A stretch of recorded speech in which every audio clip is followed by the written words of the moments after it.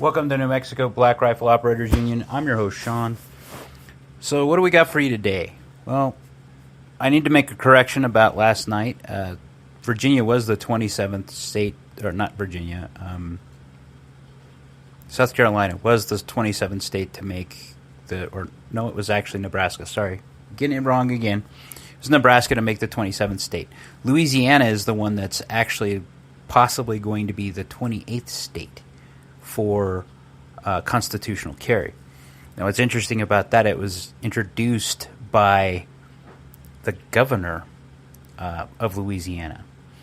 So that's an interesting reversal that I would love to see in New Mexico happen because, well, that wouldn't happen here as long as Democrats run the roundhouse and run our state into the ground like they have for the last 97 years. But I digress. As speaking of the roundhouse, there is no update. There's nothing that's been moving. Still, the bills that we're concerned about are still in committee, which is a very good sign. We only have, I think, 6 more days now of this session to worry about the bills that they're going to pass that will screw us more in the 2A community. Virginia passed a bill very similar to New Mexico. House Bill 137 in New Mexico, it's very similar in that it's very specific on how it bans certain guns. Theirs gets so deep in the weeds that it actually talks about semi-automatics in general that have threaded barrels, which means that pistols then get on the menu for being assault weapons. That's an interesting turn of events, but Virginia, you would think, would be very pro-2A, but apparently this is passed all the way through the House and the Senate in Virginia and is now on the governor's desk. Now, this governor, Glenn Youngkin, is one that is trying to go for the long odds of possibly running for a presidential run. It would behoove him to veto this bill because there is enough of us gun-loving people in the United States that would definitely not vote for Glenn Youngkin if he passed something like this in his home state.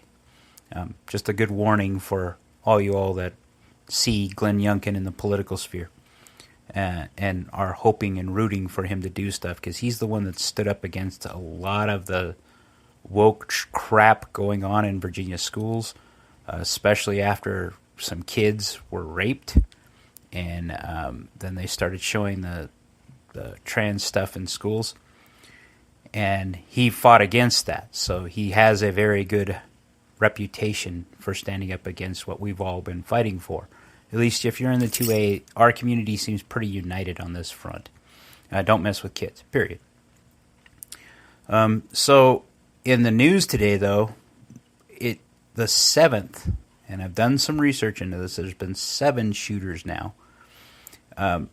Quote-unquote mass shooters or shooters that are going into places that aren't supposed to be hardened, and I'll get to that here shortly, and perpetrate these evil acts, these acts of terrorism. But this is the 7th one committed by a trans-identifying person. So this was at Joel Osteen's church in Texas, and what's interesting about this is this is a double whammy for the left, and the story is being killed left and right already. But Janessa Moreno is an Ecuadorian migrant, so not legal, who voted in the last election, according to sources. Took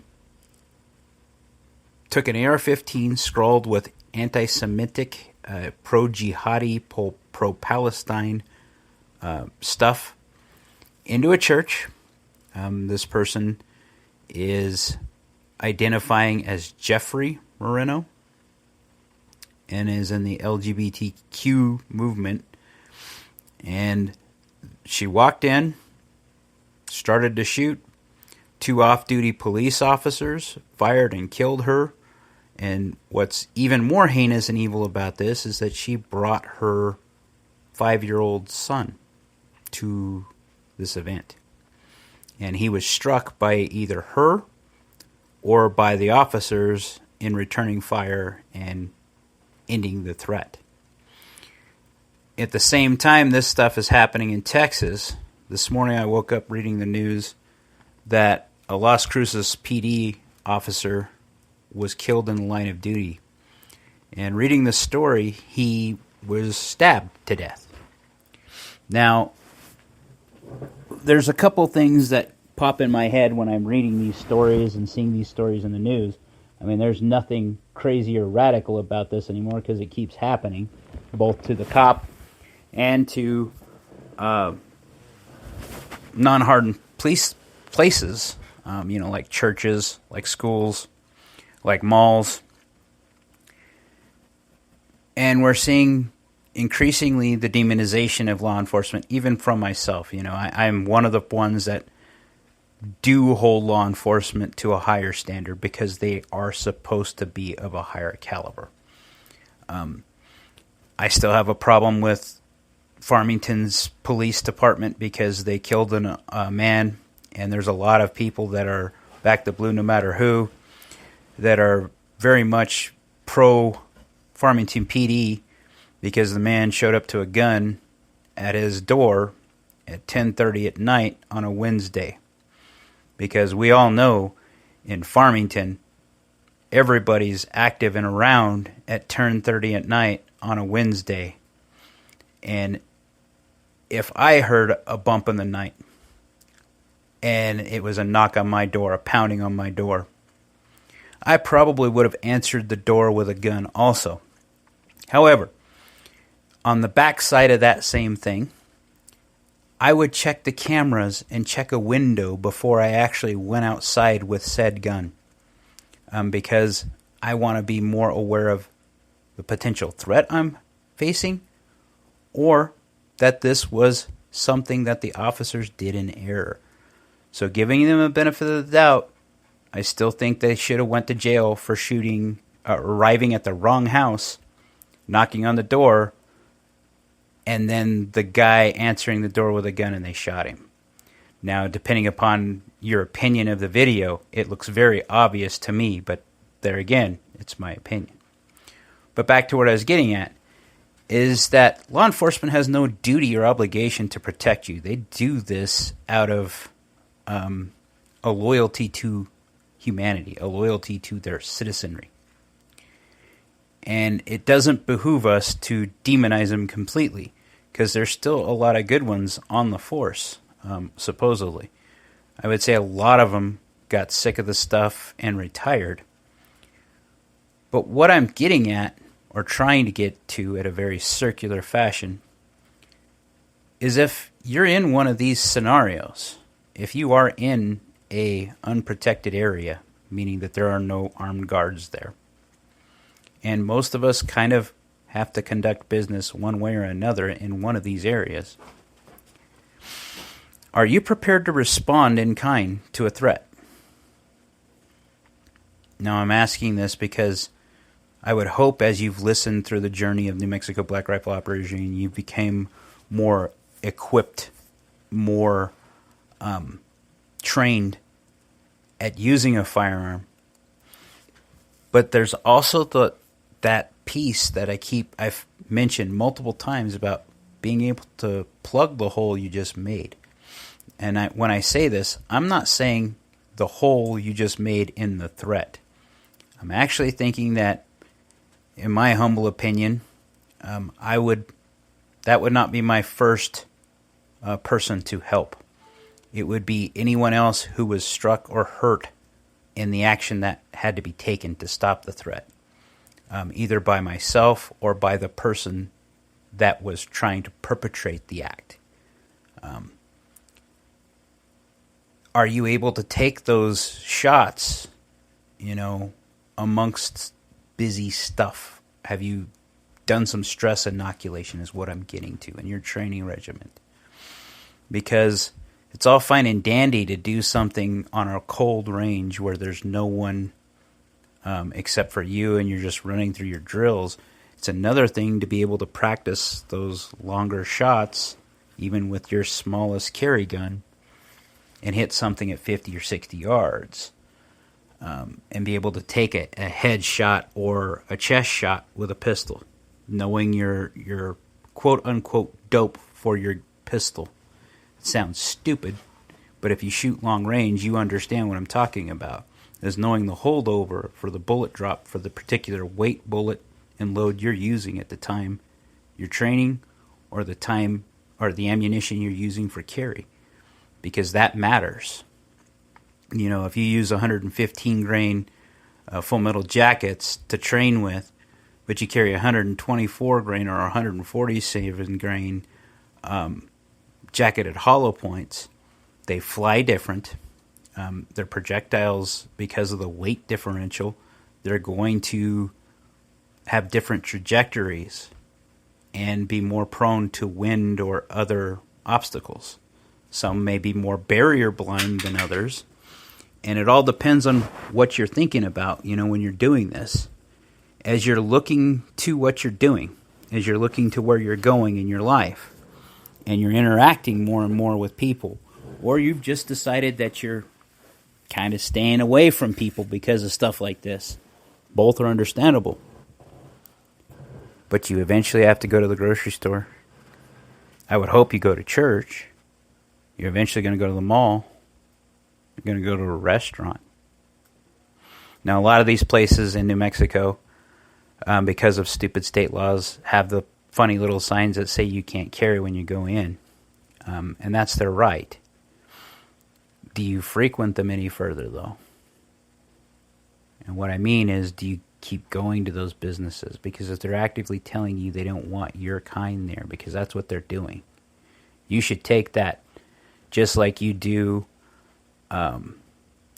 old signs from the 60s that were discriminatory, that said whites only. You know, they're excluding a group of us. Now, when it comes to guns and booze, I think we're all on the same page. If you're in your own home and you're imbibing, that's fine. Don't mess with guns. Just don't hurt yourself. Don't hurt anybody else. If you're out in public and you're messing with booze, now you've just endangered the whole public. So it's better to be a good witness in those regards, those areas. That said, maybe you're the designated driver, and now you're prohibited from carrying because of alcohol there. If that's the case, you have to do a lot of soul searching and ask yourself if it's worth protecting everybody around you, including the people you're trying to make sure get home safe, or possibly facing the jail time you may have if you get caught doing something illegal. This is the dichotomy of law. You know, that's where we're going at a Mach 2 speed if they keep trying to ban guns, because what's going to happen? There's going to be a lot of people, myself included, if they ban them outright, that are just going to comply. We're just not going to listen. We're going to force the issue to make them come door to door and get them. And that's going to be the ugliest thing and probably spark a civil war in the United States. But watch. I'm not alone in this. There's too many of us in the 2A community. It's part of our culture. It's part of our DNA. We're not going to comply. And if you thought the non-compliance with weed to get it legalized was one thing, you ain't seen nothing if you think about guns. And I think that's what's coming down the pipe. But there's an increasing problem that we see, and that's the left, and I don't know how else to put it, the left and the right, because they're kind of becoming the same thing. I think we've all noticed that they're all becoming the same thing, especially after the border dispute stuff that's been going on. What do we do when we say the left? The left usually glosses over these issues. For them, they'd ban the car because there were too many DWIs. In reality, more people die from DWI than from any kind of mass shooting in the United States. But we're not doing anything to stop that. Okay, we're not banning cars to stop that.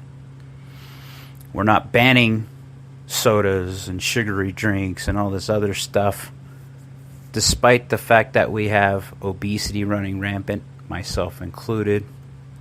You have high blood pressure. problems that are causing heart disease.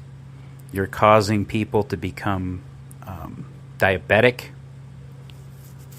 And in all of that, we're not banning these items because we still believe in core tenets of freedom. So why would anyone that believes in any kind of freedom at all give up their inalienable right to self-defense? Especially seeing what's going on. And especially seeing that all these nut jobs keep coming from the left, have these issues, have known mental health issues. This person that did this last shooting had been in the system multiple times for multiple charges, had a mental health issue, yet was still able to get a gun with all their background checks and everything else that they've mandated and all the laws that are in place to stop this type of issue from happening still happen. So what does it say? Only law-abiding citizens follow the law. Period.